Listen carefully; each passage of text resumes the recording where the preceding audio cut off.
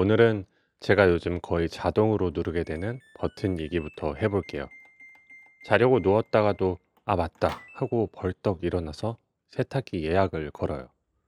내일 아침 몇 시에 일어나는지 역산을 해서 세탁기 끝나는 시간을 맞추고 밥솥도 비슷하게 맞춰요. 잠들기 전에 내일 아침까지의 집안일을 스케줄러처럼 세팅하는 거죠. 그렇게 아침이 밝으면 그때부터는 더 촘촘해져요. 새벽부터 돌아간 세탁기에서 세탁물을 꺼내서 건조기에 넣고 밥솥을 열어서 소분을 해놓고요. 전자레인지에 닭가슴살 돌려놓고 그 사이에 세수를 합니다. 2분 30초. 그 짧은 시간을 그냥 멍하니 서서 기다리면 손해보는 기분이 들거든요. 세수를 하면서도 머릿속으로는 세수하고 나서 머리 말리고 로션 바르고 이 동선 괜찮아. 낭비되는 거 없지? 이런 혼잣말을 되뇌이면서 체크하고 있어요.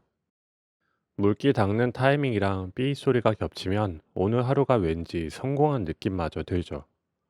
전자레인지 알림음이 새벽 닭 우는 소리 같아요. 근데 이제 돌아가셔서 아침 한 끼 닭가슴살이 되어버리신. 저도 사실 이 정도인 줄은 몰랐는데 진짜로 그렇게 살고 있더라고요. 집에서 나가기 전에 네이버 지도 켜는 건 이제 자동 반사신경이에요. 최소 시간, 최소 환승. 예전엔 길을 찾는 느낌이었는데 요즘은 길이 저를 결정하는 느낌이에요. 예상 도착 시간을 보고 1분이라도 늦으면 마음이 벌써 초조해져요.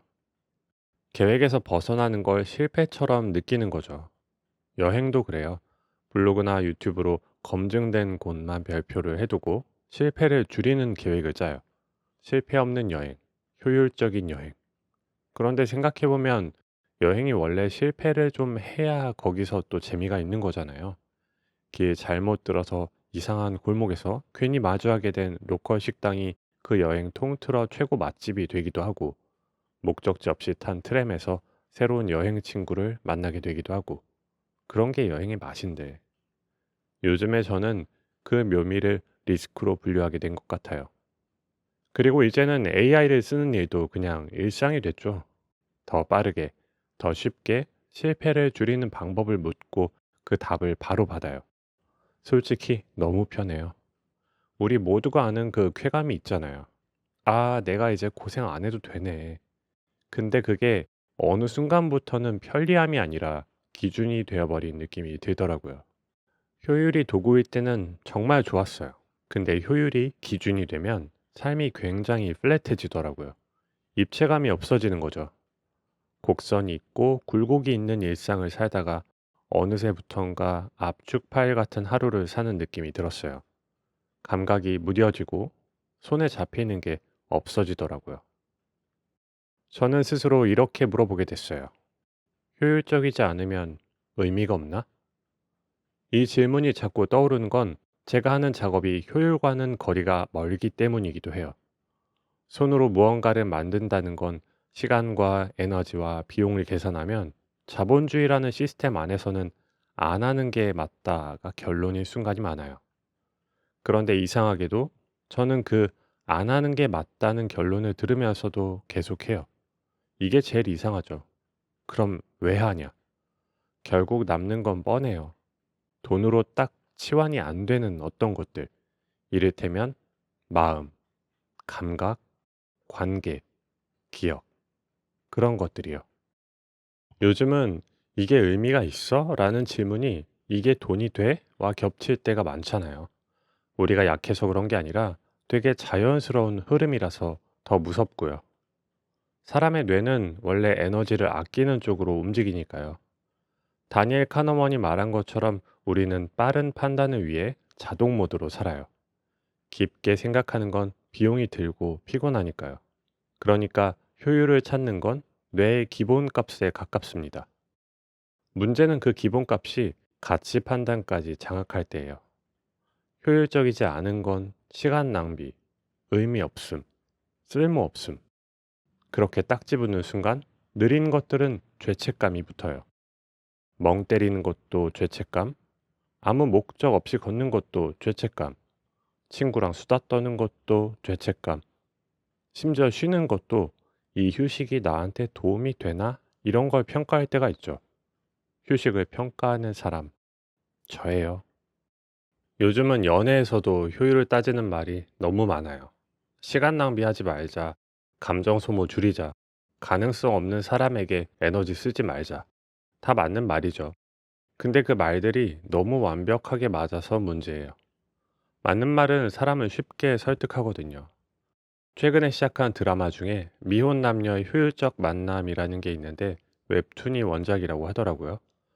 제목부터 효율이 들어간 웹툰, 드라마가 있는 것도 그냥 우연이 아니라 시대의 표정 같고요. 효율적 만남, 효율적 관계. 그런데 관계라는 게 원래 비효율의 집합이잖아요.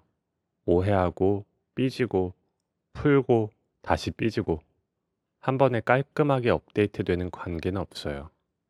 그 과정이 귀찮고 비효율적인데 그 비효율이 친밀함을 만들어요.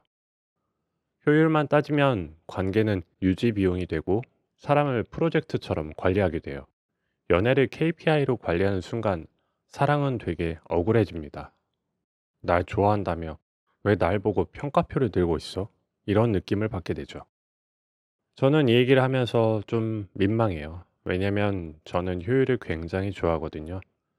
계획대로 되는 걸 좋아하고 실패를 줄이는 걸 좋아하고 시간을 쪼개 쓰는 걸 잘해요. 그런데 동시에 제가 제일 싫어하는 것도 그거예요. 제 안에 효율 담당자랑 의미 담당자 두 명이 살고 있어요. 효율 담당자는 늘 말하죠. 그거에서 뭐가 남아? 의미 담당자는 늘 반박을 합니다. 뭐가 꼭 남아야 해? 지킬 애나이드 아니에요. 근데 요즘 내 안에서 이 둘의 싸움이 더 생생해진 계기가 하나 있어요. 제가 최근에 매듭을 배우기 시작했거든요. 매듭은 해보니까 효율의 욕심을 내는 순간 바로 망하는 장르라는 생각이 들었어요. 빨리 하려고 손에 힘이 들어가면 끈이 바로 꼬입니다. 모양도 납작해지고 한쪽이 삐뚤어지고 당김이 일정하지 않아서 매듭이 뭔가 불안한 모양이 되어버려요. 그럼 어떻게 되냐? 결국 다시 풀어요. 다시 만들어요. 그러니까 제일 효율적인 방법이 뭐냐면 아이러니하게도 천천히 하는 거예요. 빠른 속도가 아니라 손과 재료가 맞아 들어가는 리듬을 익히는 것. 이게 맞더라고요. 매듭을 하면서 제가 깨달은 게 있어요. 효율만 생각하면 머릿속 질문이 바로 바뀌어요. 어떻게 하면 더 빨리, 더 많이 만들지? 이 과정을 생략할 수 있나? 손이 좀 덜 가는 방법 없나? 근데 매듭이 저한테 묻는 질문은 그게 아니더라고요. 매듭은 이런 걸 묻는 느낌이에요. 지금 힘이 어디로 들어갔지? 이 끈은 어느 방향으로 돌아가고 있지? 당김이 일정했나? 마찰이 생기는 지점이 어디였나? 이건 생산이 아니라 감각에 대한 질문이에요. 그래서 매듭은 그냥 작업이 아니라 손으로 하는 인지 실험 같아요. 내가 서두르는 인간인지 안정시키는 인간인지 통제하려는 인간인지가 그대로 드러나거든요. 매듭 앞에서는 성격이 아니라 습관이 적나라하게 보여요. 매듭장 보유자이신 노미자 선생님께서 저한테 이렇게 물어보시더라고요. 범석 씨는 성격이 좀 급해요? 저요? 네, 급한 편입니다. 순살이 됐어요. 그리고 더 중요한 건요. 저는 매듭을 빨리 많이 만들기 위해 배우는 게 아니에요. 그게 목적이면 저는 아마 더 효율적인 생산 방식을 찾았겠죠. 공장을 찾아본다거나 공산품을 싸게 수급할 수 있는 업체를 찾아본다거나.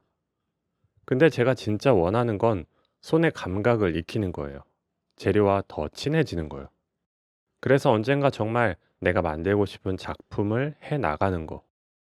그 길을 가려면 기꺼이 비효율적이 되어야 하더라고요. 여기서 이 표현이 되게 중요해요. 비효율을 감내한다고 말하면 억지 느낌이 나는데 저는 비효율을 선택한다가 더 맞는 것 같아요.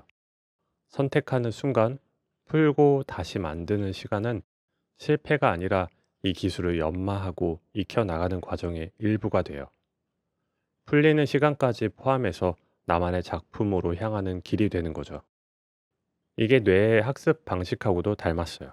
우리가 뭔가를 배울 때 뇌는 예측하고 틀리고 수정하는 방식으로 업데이트 하잖아요. 오류가 생길 때 학습이 일어나요. 손 기술은 특히 더 그래요. 머리로 이해하는 속도보다 손이 이해하는 속도가 느려요. 손은 단어가 아니라 촉감으로 배우니까요. 그러니까 서두르면 단계 확인이 생략되고 오류가 늘고 결국 되돌리기가 많아져요. 매듭에서 빨리 하려다 다시 푸는 경험은 너무 정상적인 학습 과정이에요. 나의 뇌가 업데이트 중인 거예요. 망한 게 아니라 배우는 중인 거죠. 이 관점 하나만 바뀌어도 작업할 때 마음이 덜 험해져요. 찰리 채플린의 모던 타임즈에는 사람이 기계에 끼어 들어가듯 움직이는 장면이 나옵니다. 장르는 코미디인데 요즘 보면 약간 다큐 같기도 해요. 더 빠르게, 더 정확하게, 더 많이. 그리고 기술이 들어오면서 그 속도는 더 올라가죠. 영화 허를 보면 기술이 우리를 더 친밀하게도 만들지만 동시에 어떤 외로움을 만들기도 하잖아요. 편해졌는데 마음 한켠이 쓸쓸한 지점. 저는 요즘 효율에 관한 얘기를 할 때 그 감정이 꼭 따라와요. 편해졌는데 슬프다. 이런 모순을 느껴요. 그래서 저는 요즘 이렇게 정리해 보려고 합니다. 효율은 나를 도와주는 비서지 나를 평가하는 상사가 아니라고요. 효율은 내 삶을 편하게 만들 수 있어요. 하지만 내 삶의 의미를 판정할 권한까지 주면 안 돼요. 효율은 이걸 더 빠르게 할 수 있다를 말해주지만 의미는 이걸 왜 하는지를 말해줘요. 둘 다 필요해요. 근데 요즘은 효율의 목소리가 너무 커서 의미의 목소리가 잘 안 들리는 것 같아요. 의미는 원래 아주 작게 들리거든요. 난 이걸 좋아해. 나는 이 사람과 있고 싶어. 나는 이걸 만들고 싶어. 이렇게 속삭임처럼 와요. 반대로 효율은 확성기처럼 들려요. 그거에서 뭐가 남아? 그거 하면 시간 손해야. 더 좋은 방법이 있어. 확성기랑 속삭임이 싸우면 누가 이길지는 뻔하죠. 그래서 속삭임을 일부러 보호해줘야 해요. 그게 오늘의 핵심이에요. 어디서 봤는지는 기억이 안 나는데 이런 글귀를 본 적이 있어요. 전문가는 아주 좁은 영역에서 가능한 실패를 모두 경험한 사람이다. 이 말이 좋은 건 실패를 피하는 게 능력이 아니라 실패를 통과하는 게 능력이라는 방향으로 우리를 돌려놓기 때문입니다. 뜨개도 그렇고 매듭도 그래요. 처음엔 실을 너무 세게 당겨서 모양이 딱딱해지고 그 다음엔 너무 느슨해서 무너지고 무늬가 헷갈려서 중간이 엉망이 되고 그런 걸 다 겪고 나면 손이 알아서 조절을 하기 시작해요. 손이 경험을 기억하는 거죠. 그 기억이 실력이 돼요. 관계도 마찬가지죠. 친구랑 싸웠던 기억, 연인이랑 오해했던 기억. 불편하긴 한데 그 불편함이 다음을 만들어요. 효율만 앞세우면 그 데이터 수집을 중단해 버립니다. 실패를 비용으로만 보면 배움의 경로 자체가 끊겨요. 그럼 안전하지만 얕은 자리에서 맴돌게 돼요. 익숙하지만 답답하겠죠? 저는 거창한 결심을 권하고 싶진 않아요. 거창하면 또 효율 담당자가 막 신나서 날뛰거든요. 오, 시스템화, 쌉 가능 이러면서 싫어요. 대신 아주 작게 비효율 5분을 허용해 보자는 제안을 하고 싶어요. 결과가 없어도 되는 5분, 성과가 없어도 되는 5분. 손으로 뭔가를 만지작거려도 되고, 아무 목적 없이 메모를 해도 되고, 물 끓는 거 멍하니 봐도 돼요. 그 5분 동안만큼은 이게 의미가 있어? 라는 질문을 잠깐 금지해 보는 거예요. 대신 이렇게 물어보는 거죠. 지금 내가 살아있다는 느낌이 드나? 지금 내 마음이 조금이라도 부드러워지나? 이 질문들은 효율표에는 안 들어가요. 하지만 삶에는 들어가죠. 저는 그게 중요하다고 믿어요. 매듭을 하다 꼬였을 때 전 처음에는 바로 스트레스가 올라오더라고요. 손에 힘도 잔뜩 들어가게 되고요. 아, 또 망했네. 근데 이제는 이렇게 바꿔 말해보려고 해요. 아, 내가 급했구나. 꼬였다는 건 재료가 제게 보내는 알림 같더라고요. 지금 속도가 네 마음이랑 좀 안 맞는 것 같아. 지금 힘이 과하다. 지금은 통제가 아니라 조율이 필요해. 그 알림을 듣고 다시 풀고 다시 만드는 시간이 나와 재료가 친해지는 시간이에요. 그리고 그 친해지는 시간이 쌓이면 언젠가 제가 만들고 싶은 작품에 가까워지겠죠. 저는 그게 좋아요. 빠르게 많이 만드는 사람이 아니라 천천히 깊게 만드는 사람이 되고 싶어요. 만들고 있는 건 작품이기도 하지만 동시에 제 손의 세계고 제 감각의 지도거든요. 기꺼이 비효율을 선택하는 것, 그게 내가 애정하고 아끼는 무언가의 증거 아닐까요? 우리는 진짜 소중한 것 앞에서 자주 비효율적이잖아요. 시간을 쓰고, 마음을 쓰고, 실패하고, 다시 돌아오고, 그 바보 같은 시간이 결국 우리를 사람답게 만드는 것 같아요. 그러니까 효율적이지 않아도 괜찮아요. 오히려 효율적이지 않아서 더 의미가 생기는 것도 있어요. 당신이 기꺼이 비효율을 감내하는 것은 뭔가요? 저는 평화의 정원, 정원사였습니다. 다음에 또 봐요.